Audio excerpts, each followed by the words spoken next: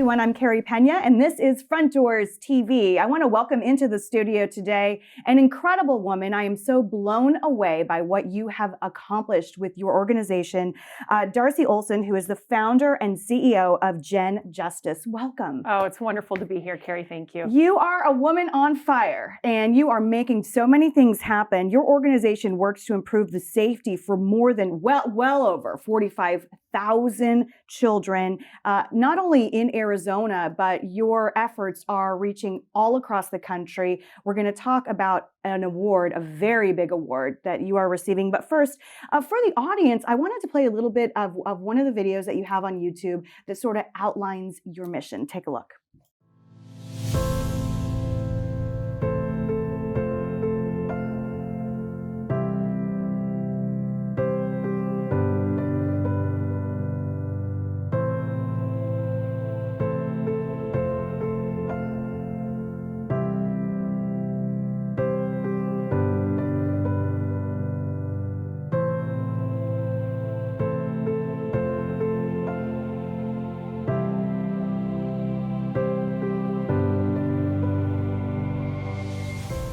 And as we continue to watch this video, I just want to read through some of the reforms include requiring kids to be quickly moved from government care to permanent homes.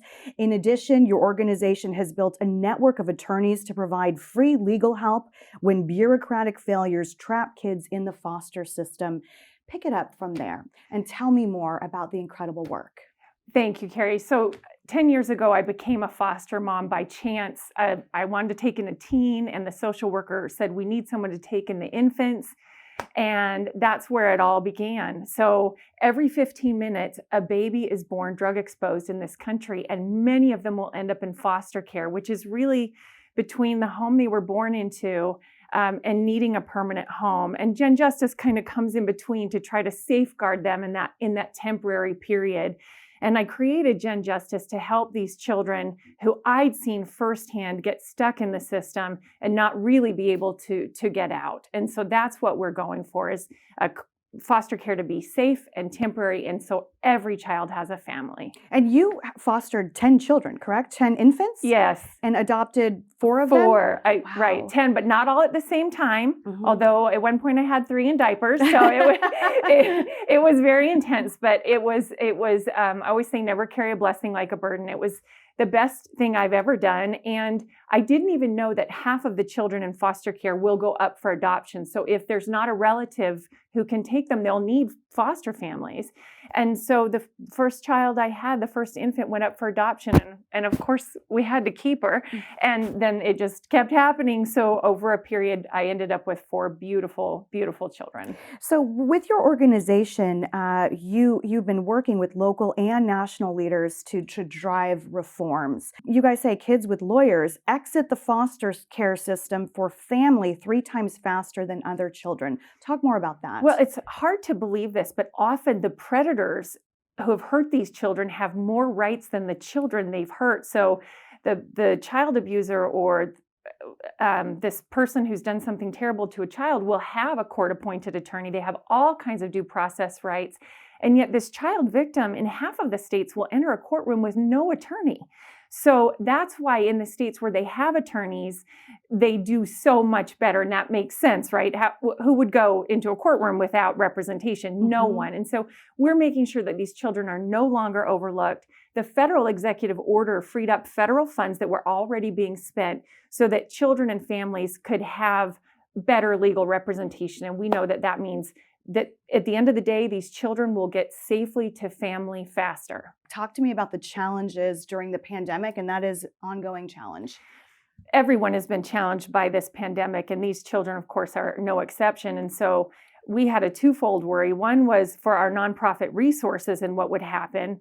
And the other was how many more children would need help in this situation. And the first, I just took a deep breath and I started dialing. I called the Shamrock Foods Company that has been very generous. I called around to the T.W. Lewis Foundation, other individuals in the community, and I said, we're nervous. We think we're going to be hit hard. We're only 3 years old. Do you think you'll be able to still help this year? And I can't tell you, Carey, how many of those folks said, not only can we help this year, but we'll do more if we have to. Wow.